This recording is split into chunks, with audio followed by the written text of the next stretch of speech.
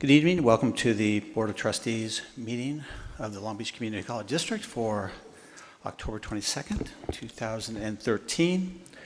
I'd like to call the meeting now to order. If everyone could please stand, we're going to have the Pledge of Allegiance. I'm going to ask the student trustee to lead us in the Pledge of Allegiance. Andrea? I pledge allegiance to the flag of the United States of America and to the republic for which it stands, one nation, under God, indivisible, with liberty and justice for all.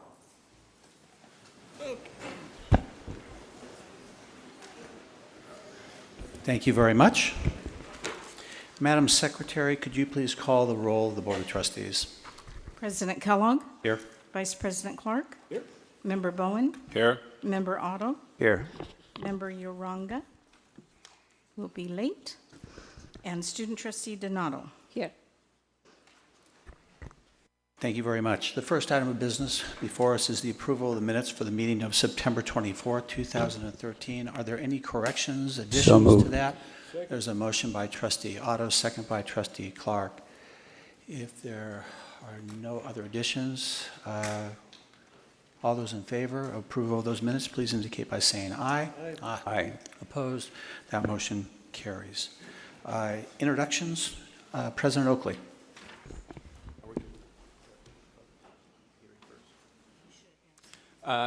Board President Kellogg, we have to do the public hearing before we get to the introductions. I have it here. Right there. And this is request for waiver of Educational Code Section 81360, in parentheses, Los Coyotes site. Pursuant to California Educational Code, the governing body of the Long Beach Community College District shall hold a public hearing to consider requesting a waiver of Educational Code Section 81360 from the Board of Governors regarding the possible lease of property located at 3340 Los Coyotes Diagonal, Long Beach, California, 90808. This is the time set aside for the public to express its views on the request for the waiver of Educational Code Section 81360. Is there anyone that wishes to address this item this time?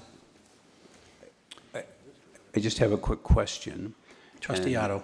That is, so if we waive this provision of the Education Code, does that allow us to negotiate with people that might be interested in leasing this property? How does it work? Yes, so what we're requesting of the board tonight is for the board to actually send a request to the Board of Governors of the California Community Colleges to allow us to waive Education Code 81360, which would then give us the permission to negotiate directly with any vendors on potential ground leases of the property that we surplused, or that the board surplused back in April of 2013. Mm-hmm.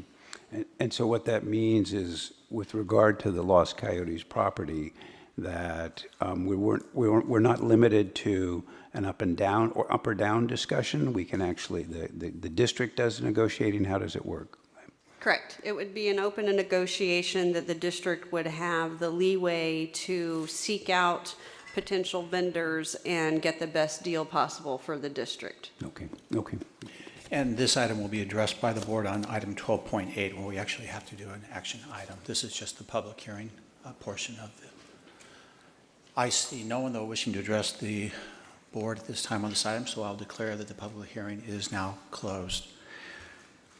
At this point in time now, President Oakley, introductions? Yes, thank you, Board President Kellogg. We have a few introductions we'd like to make. First, let me begin by asking Dean Kanisha Tarrant to come on up. We have a group of students from the University of Southern California here. Please keep down the booze, UCLA fans, for now, but I'd like her to introduce them. Thank you, Board President and President Oakley, for this opportunity. I have the distinct pleasure of working at the University of Southern California and teaching a class on the community college, and we have some of the students here this evening who have been learning all about the community college structure, both nationally and specifically in California. So I'd like for them to just stand and be recognized as they're here tonight to observe our Board of Trustees meeting.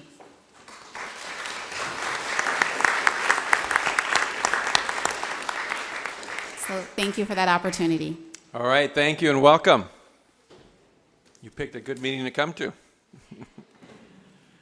Okay, the next introduction is, as the board is aware, a couple times a year we introduce our Viking News advisor, Mr. Pat McKean, to recognize many of our student journalists who've done a fantastic job throughout the year, and it's that time again, so it's with great pleasure that I introduce Pat McKean to talk about our Viking News staff.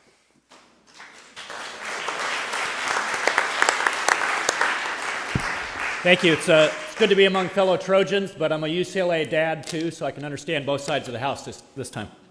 Thank you, students, trustees, administrators, faculty, staff, alumni, and the community. I am pleased to present to you the 16 award winners from the recent Journalism Association of Community Colleges Southern Section Conference.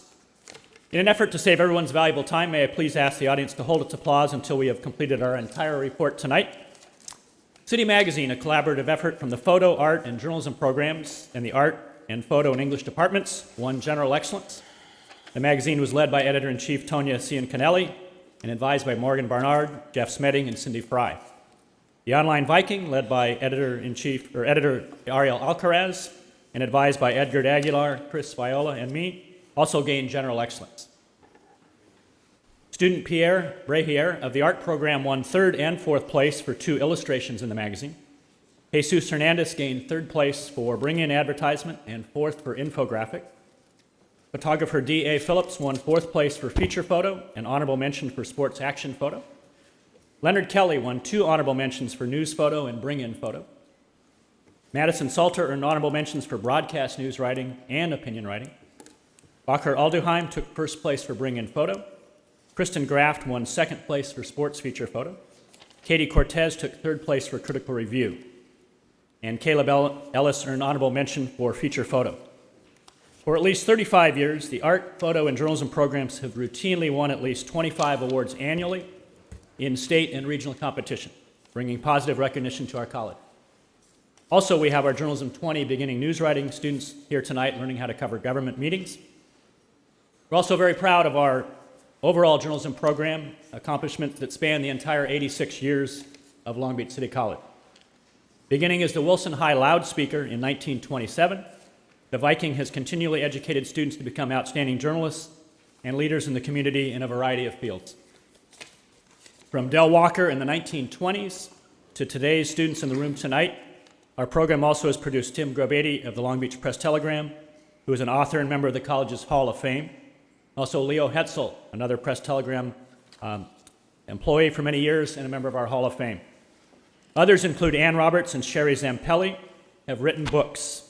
Many of our students have earned the Viking Award, and our transfer list includes nearly every Cal State and University of California campus, as well as prestigious universities throughout the country, including a student currently earning her master's at the Columbia School of Journalism in New York.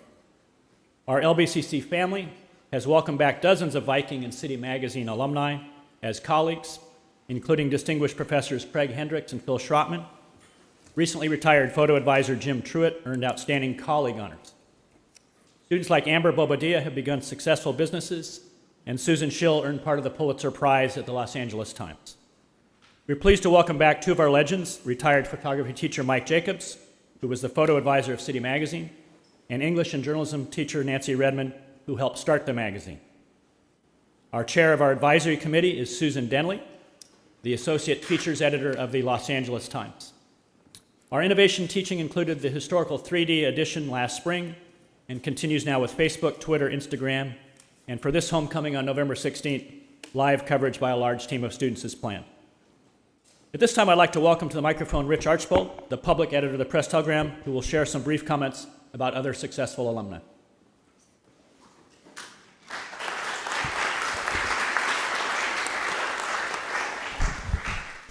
It all depends on how you define brief. He told me I had 1 minute. I can't say my name in 1 minute. Then he said, you can have 2 minutes. Well, so I will try to make this brief. And before I start, Jeff, I want to say, I know I owe you a lunch, okay? And we'll get together one of these times. You have 20 seconds left. Are you running for something? My life. Anyway, it's a pleasure to be here. We've had such a great relationship with the Viking over the years, and Tim Grobeatty, most of you know Tim Grobeatty.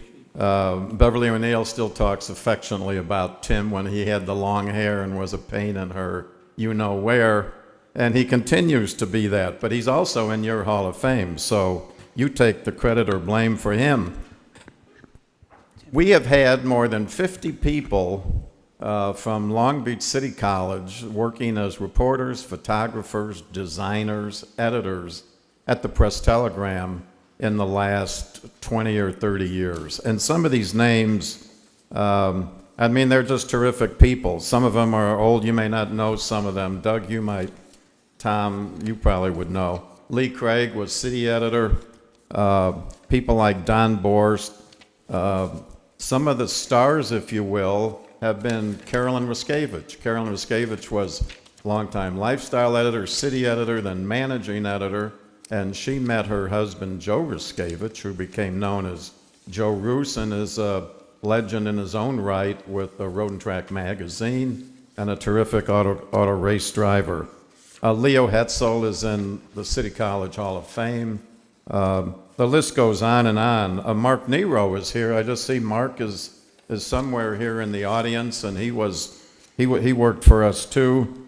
People like Steve Irvine, Tracy Manzer was 18 years as our police reporter, now works for, doesn't work for Ellen Lowenthal, is with her husband Keith, who works for Ellen Lowenthal in Washington. And so it's been a great place for us to find young talent, and after listening to Pat talk about the current crop, obviously I'm interested in hiring 1, 2 or so of, I think they're in the audience, and that's terrific. The other thing I'd like to do is Pat McKean on the back. I mean, most of this would not happen without Pat calling me up, calling up Larry Allison, calling up other editors at the paper saying, hey, I got this kid, he's really good, can the Press-Telegram use him? And he's just a treasure for you guys, and I want to publicly thank him too. And so with that, I want to congratulate the Viking staff. They've done a terrific job, and they've really helped the Press-Telegram, and I want to thank all you members of the board for all the work you do, and look for yourself in the pages of the Press-Telegram as we move along. Thank you very much. Thanks, Rich.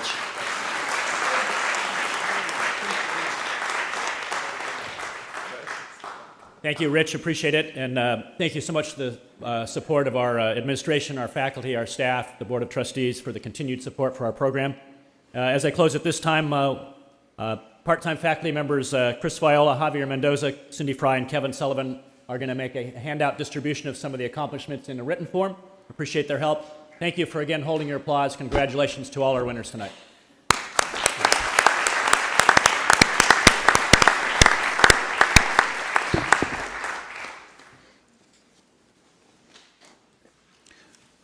Pat, I'm assuming your class is here, the class that I spoke to last week? Yes. If they all want to stand up, I mean, I think when I was speaking to you, I told you all you would have an interesting. These are all the writers. You can all stand up. That's okay. Stretch your legs now. Trust me, you'll appreciate it.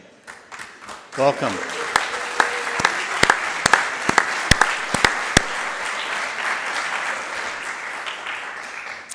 I had the pleasure of speaking to him last week, and I said to them that this should be an interesting meeting. So I guess I came through with my promise, and we haven't even started yet. President Oakley, is there any other items? No other items at this time. All right, thank you. On the ordering of the agenda, what I'm going to do is item 12.9, which a majority of people are here to speak on. I'm going to move item 12.9 to follow item 9.1. That way it consolidates those items, which also allows all the speakers to talk, because some of you have put one down or the other, but I know you're all talking about the same subject matter. So on the reordering of the agenda, we will have item 12.9 following right behind item 9.1, which is the superintendent president comments. Is there anything else on ordering of the agenda? Did I miss colleagues? None? All right. Then at this time, this is the public comment period on agenda items. This is traditionally, it restricts people to 5 minutes per subject matter or a 30-minute limit. I have 14 speakers. What I'm going to ask if you can maintain a 3-minute limit. I'm going to go very quickly through these names. When you just come up, if you just identify yourself, your name, but these individuals wish to speak on this item, different terminologies, AB 955, intercession, and it doesn't have to be in this order, but if at least you could stand and queue up, I would appreciate it. Again, I'm going to do 3 minutes. My apologies right now. I'm going to probably wave to you about 2 minutes and 30 seconds. At 3 minutes, I'll verbally make a comment if you could please wrap up, and so we can all move forward. So these following people, if you could queue up, whoever wants to start, it's Nasser, if that's a B, B-A-I-Q, the spelling, Carlos Ramos, Lynn Shaw, Harry Weed, Velvet Pearson, Karen Roberts, Charlotte Joseph, Thomas Hamilton, Gregory Slaughter, Janae Hun, Marshall Bosowski, Catherine Jennings, Jessica, it's B-L-A-H-A-C-H-O, Bacho, Aaron Hardman, and Chris, if that's E-H-L-I-N-G. Anyway, if you could just, again, everyone give people the consideration on their comments. Again, if you could just introduce yourself with your name, and I can check that off. And again, 3 minutes, please, per speaker. Please. Good evening, trustees. Sorry if I'm a little flustered here. It's been a pretty long week. Your name, please. My name is Nasser J. Baig. I'm the governing board representative for the Associated Students of Solano Community College in Fairfield. We drove 7 hours today to be here at this meeting to support our fellow students at LBCCD against AB 955. I hope this emphasizes how strongly community college students feel about this issue. I don't know if I can make any arguments at this time that you haven't heard before. I can only appeal to you as the custodians of this college. You are entrusted with advancing higher education in this community. And while AB 955 seems like a good idea, by providing students as an alternative path to graduation, it flies in the face of basic principles of the California Master Plan for Higher Education. The master plan was designed to provide an unbiased access to higher education with tiers based on merit, not on ability to pay, and resulted in an education system that is the envy of the world, studied and replicated all over the globe. And you've all benefited from it. Superintendent President Oakley, you're a graduate of UC Irvine. You're a longtime advocate for students. The Long Beach College promise that you've been driving has reduced demand for remediation, it's increased student persistence rates, and it allows your district to educate more students for less money. You understand the barrier that finances can cause in the pursuit of education, and you fought against it. President Kellogg, you're a graduate of this community college. As a roughneck, you've literally worked your way from the ground up. You should have a special appreciation for the importance of accessible education because you've worked so hard for what you have. Vice President Clark, you're also a graduate of LBCCD and a graduate of UC Berkeley. As president of the Community College League of California, you have a special obligation to your students. Trustee Bowen, you're a history major from UCLA and CSU Fullerton, and you teach social studies. 1 minute, please. You should understand the ripple effect and the inherent discrimination that's present in this bill.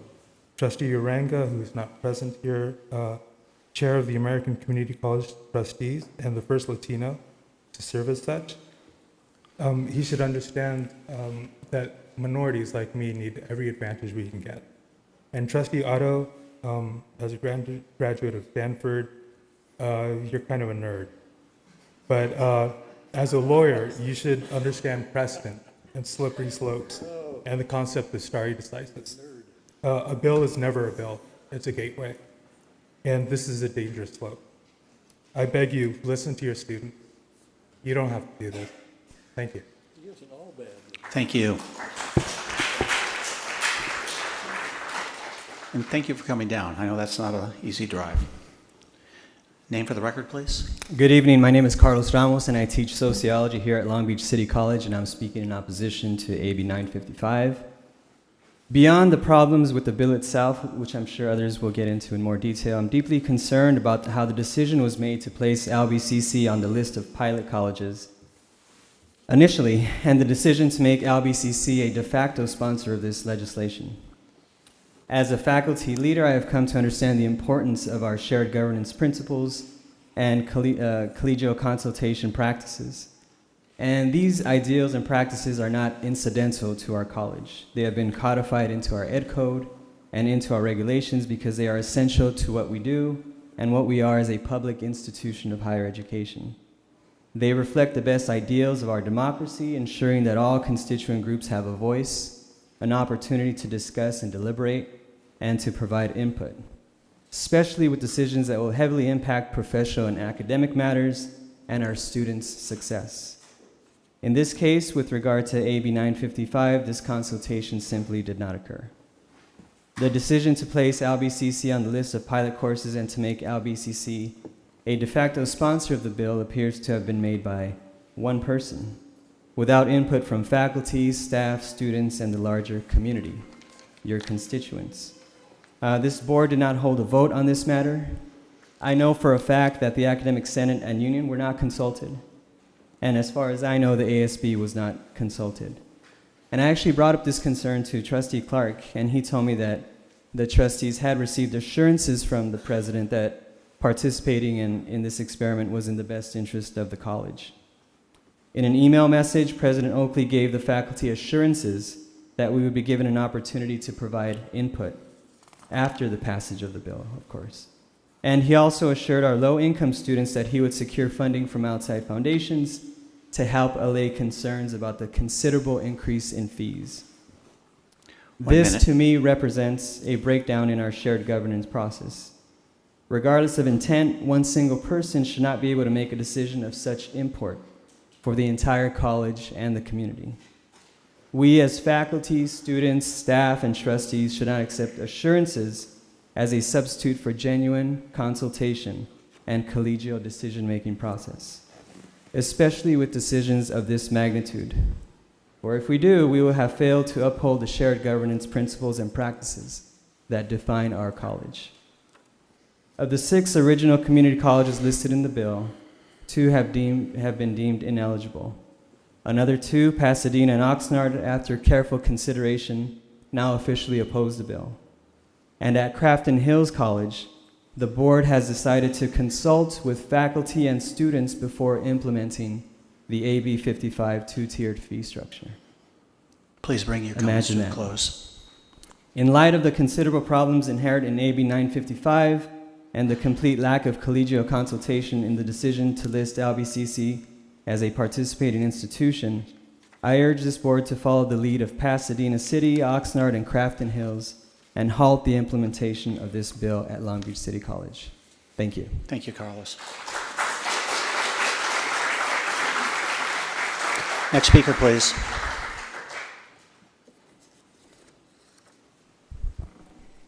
Good evening. My name is Dr. Lynn Shaw, and I'm the president of the Full-Time Faculty Union.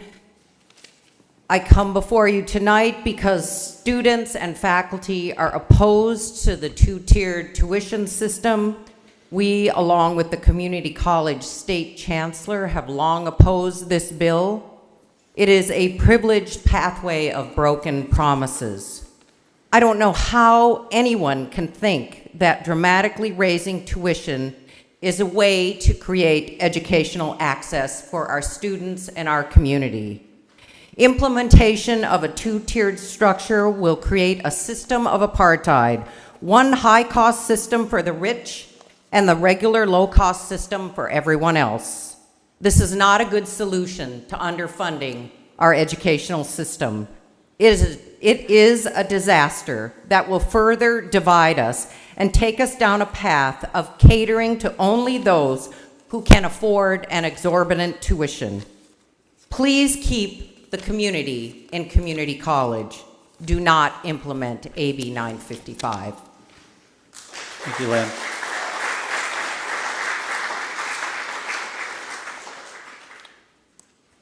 Hi, Dr. Velvet Pearson. I'm a professor in the English department, and I apologize for repeating anything that someone has already said. It's all right. I urge the Board of Trustees not to approve the implementation of AB 955, the pilot two-tier tuition proposal recently signed by the governor. While it is true that 6 campuses are listed as participants in this pilot, 2 are disqualified because they have received stability adjustment, which is one of the eligibility requirements. 2 are choosing not to participate, as you heard from Carlos, and 1 is choosing to consult with faculty and students before implementing the pilot. And I'd really like to say that again, they are choosing to consult with faculty and students. It sounds like a nice place to work to me. The reality is that LBCC stands alone in this project, and I can't really call that much of a pilot, even if I agreed with this law, which I don't, and even if my department agreed with the pilot, which it doesn't. In addition, the public relations machine had led me to believe that AB 955 targets so-called high-demand classes. And in fact, I'd like to quote from President Oakley's letter of last Friday, which was published in the Long Beach Register. By signing AB 955, Governor Brown has opened access for students who have been patiently waiting for high-demand classes and will allow them to move through our college with more expediency. However, as I read through the bill today, it appears that this focus on high-demand classes is misleading. It is true that these classes are mentioned in Section 1, Number 11 of the bill's introduction as part of the rationale for the pilot, and I'll quote it again here. By providing additional opportunities for students to complete high-demand courses, spaces should be freed up in the state-supported courses offered during the regular session, increasing all students' ability to complete their education in a timely manner.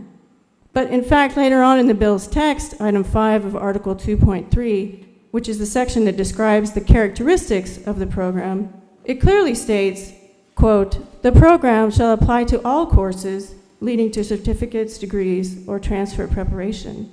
So which is it? Is it high demand, or is it all courses?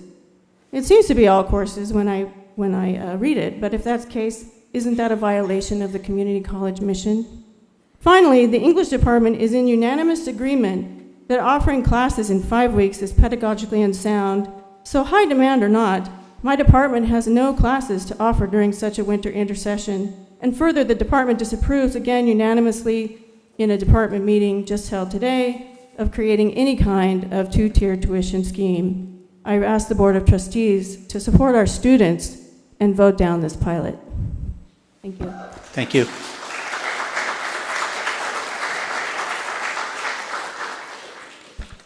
Good evening. I'm Karen Roberts, president of the Part-Time Faculty Union. As you have heard, faculty unions across the state, including ours, CTA and CCA, are opposed to AB 955 because it places undue burden on community college students. Yes, BOG waivers may ease some of that burden. Other sources of financial aid may also ease some of that burden. But the bottom line is that it will cost students substantially more than the $46 a unit they're already paying to take one of the courses designated under AB 955. Many of the students in my classes can't even afford my textbook, and I think other professors have had that same experience. So we should not be supporting actions that place greater financial burdens on these same students. Many students are already drowning in student debt. Many of our students are just at the beginning of that process.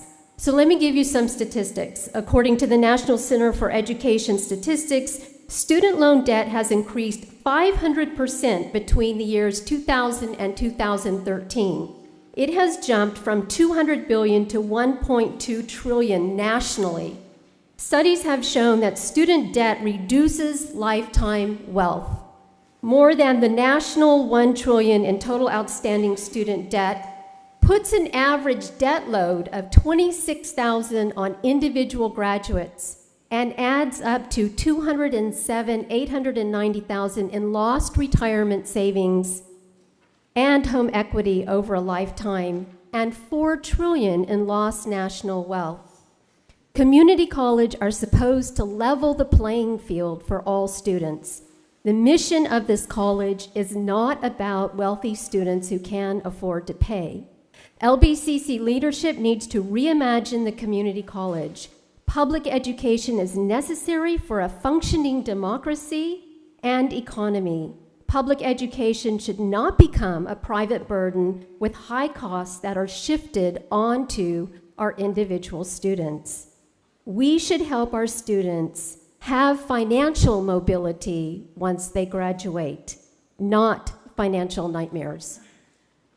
Thank you, Karen.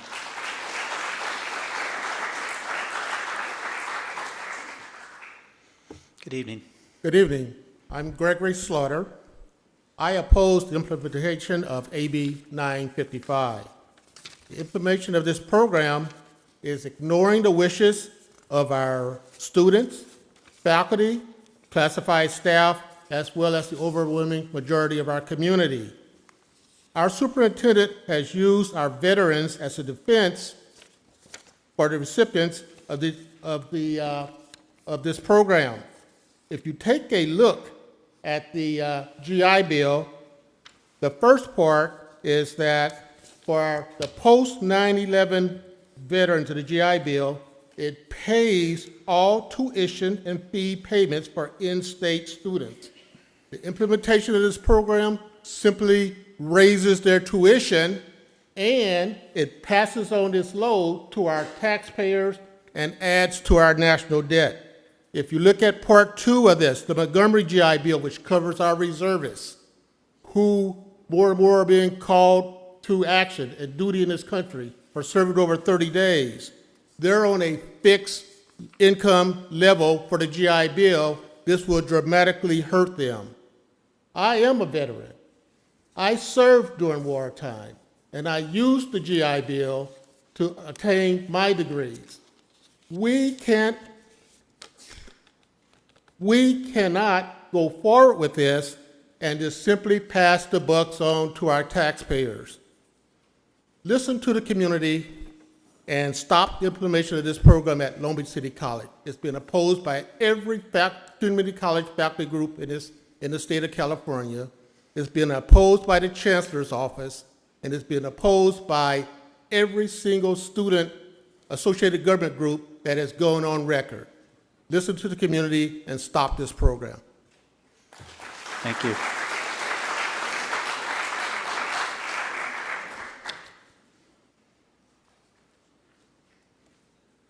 My name is Harry Weed. I'm the judge advocate of the Long Beach chapter of Disabled American Veterans. About the time the bill, AB 955 was sent to the governor's office, I was shown a letter on your school stationery that indicated support for that particular legislation. I wondered whether that was an appropriate way to spend taxpayer money, taking a political position like that, but I figured that was sort of your business, maybe not mine. But I also noticed in the letter that it claimed veteran support for that legislation, and that was my business, because it had not been submitted to the veterans organization. We had not had an opportunity to consider it, and had we considered it, we would have urged the governor to veto it, and we certainly urge you not to participate in it. We think it is unfair. I think it's disrespectful of veterans to do this, having claimed we supported it when we didn't. And I think certainly unfair to the poor students of Long Beach. Thank you. Thank you.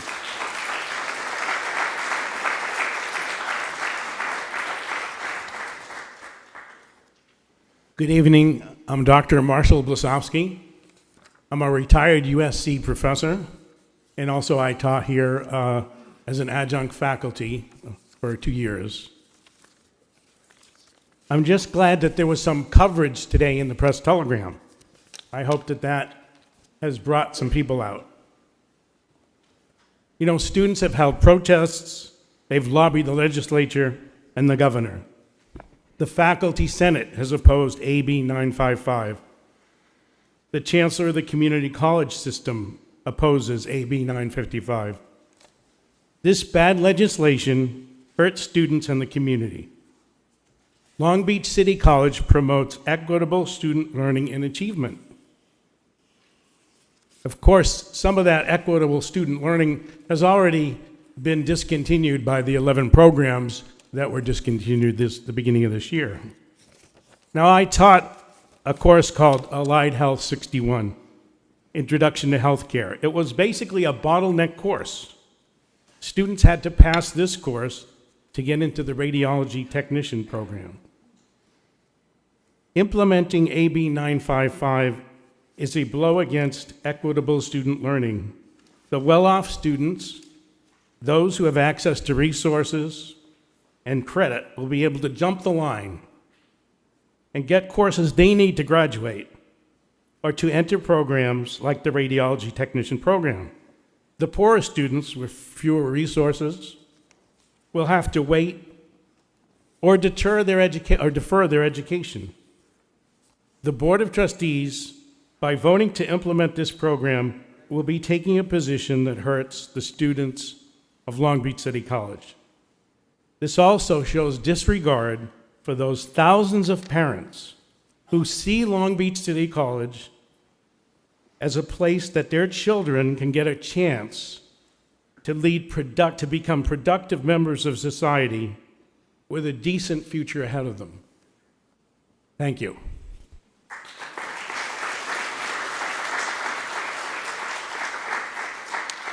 Thank you. Next speaker, please.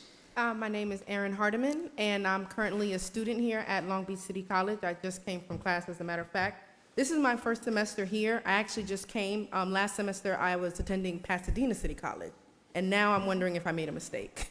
Pasadena City College decided that they did not want to participate in this pilot program, and I'm really hoping that Long Beach City College decides the same thing. I believe that it's the duty of, the president and the board of trustees to do what's best for the community, to do what's best for the students. The students were not talked to, they were not communicated with about this pilot program, neither were the teachers, the faculty, and we would like an input. Community college is about the community. I'm now a part of the Long Beach community, and I'm really saddened that this two-tier education system gives a better opportunity to those who have better resources, more finances. If that's the case, I could have just paid to go to a private university straight out the bat out of college, out of high school, but I had a single mom and I just tried to make it. I actually went to the workforce and I'm coming back to college, and I'm really excited about education this time. I really am. And I want to go to winter intercession because I want to be able to take classes. I want to make more money in order to support my family, to stimulate the economy, and to make my community better. And I'm really hoping that you guys just take time to think about the students. I really don't think that it's fair that for the same classes you charge non-student, in-student fees for, these same classes, not more difficult classes, not better classes, it's the same education but different prices. I just don't think it's fair. I don't think it's right. And hopefully you guys will agree and not let this pilot program continue, because I'm really hoping I didn't make a mistake. I want to be here at Long Beach City College, and I hope I can stay here and come to winter session. Thank you. Thank you.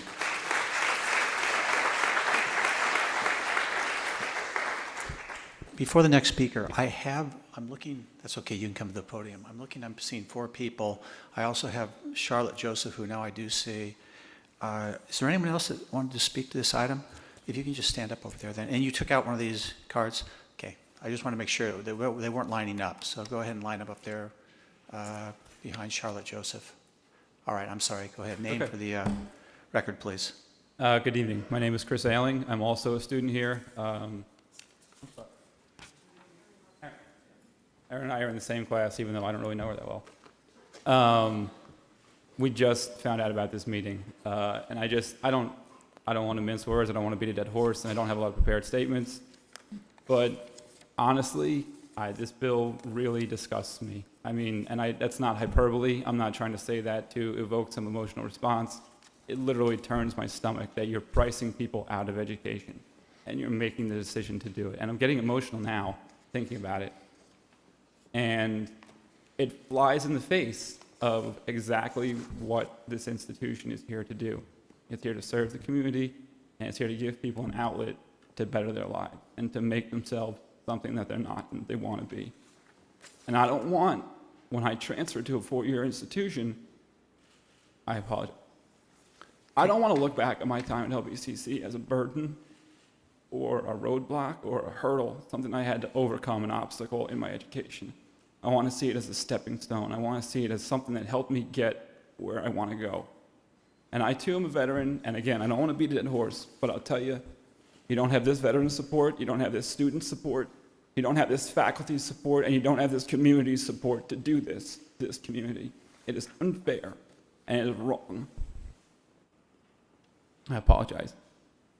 I honestly hope that how much this is affecting me affects you people. And I really hope that you take this opportunity. It's too late for you to be the first ones to say no to this. But you don't have to be the first ones to say yes to it. Santa Monica turned it down. Every other pilot program that's been addressed, that's been approached by this, is looking at it at least questionably, if not completely disregarding it. Don't do it. Just don't do it. It's just wrong. And I think you all know that it's just wrong. And I think that when you go home tonight, you need to look in the mirror real long and hard and think about the great accomplishments and acknowledgments that have been put forth to this board today, and also think about how this is going to sit in your stomach, and the fact that you're making public education a for-profit business, and that's just wrong.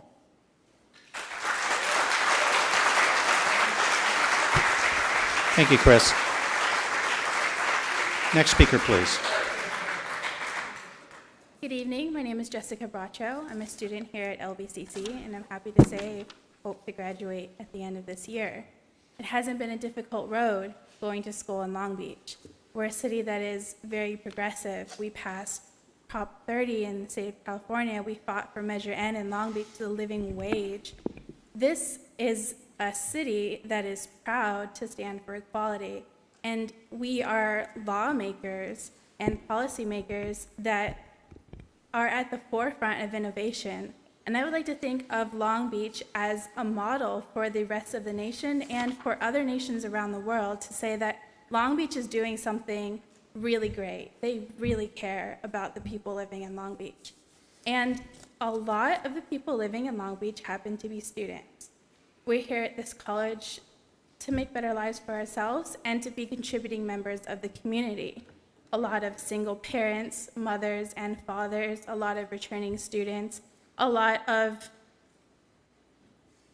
students with families that are, struggling to get by on low wages, and so they come to school and they hope that they can afford it, and they hope that it pans out, and they hope that it's a worthy investment. And I really worry that this is not a step towards that. This is not a policy that will help your students at Long Beach City College.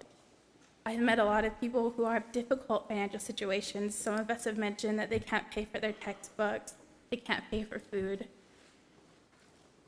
I hope that as the governing body of the school, you take that into consideration and do everything that you can to help the students at Long Beach City College who are really trying, who are here because they care, and who want to be a part of this wonderful, progressive city of a college.